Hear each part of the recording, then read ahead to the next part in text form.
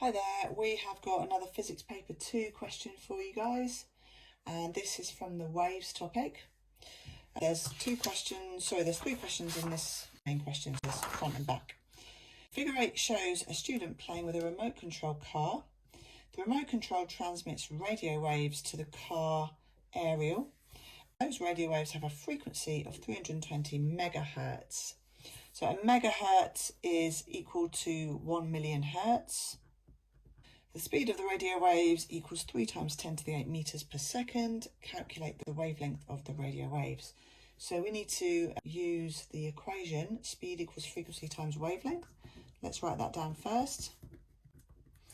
And speed is measured in meters per second. Frequency is measured in hertz. And wavelength is measured in meters. So the first thing we need to do is make sure that our units are correct. So speed is given in meters per second. So that's correct. Frequency is given in megahertz, so we need it to be in hertz. So that's the first thing we need to do, is convert that to hertz. 320 megahertz. So we're going to times that by a million. 3.2 times 10 to the power of 8 hertz. The next step is to rearrange this equation because we're trying to find out the wavelength. So the wavelength is this little symbol. And it is equal to the speed divided by the frequency. So the speed is 3 times 10 to the power of 8. I'm going to divide that by the frequency, which we worked out as this one here, 3.2 times 10 to the 8. That gives us an answer of 0.9375. So that is our answer, 0.9375. The units are meters. Of the page, the car aerial is connected to an electrical circuit in the car. So the radio waves come from the remote control to the car aerial. The car aerial is attached to the car. We have to describe what happens in the circuit when the car aerial absorbs the radio waves. So when the car aerial absorbs the radio waves, it will induce an alternating current in the circuit of the car.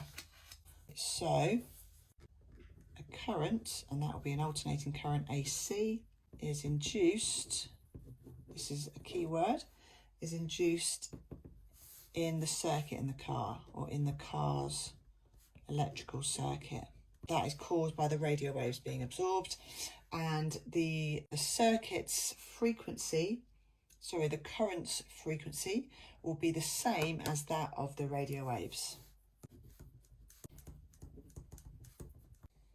And then the final question, the car produces sound waves.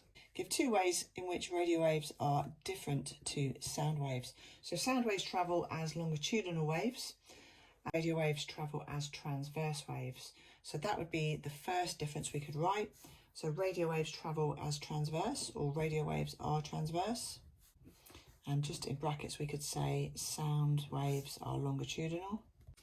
And we could also say that radio waves don't need any kind of medium to travel through. They can do it through a vacuum, whereas sound waves require a medium, so solid or a liquid or a gas, because they rely on particles being disturbed. So they're what we call mechanical.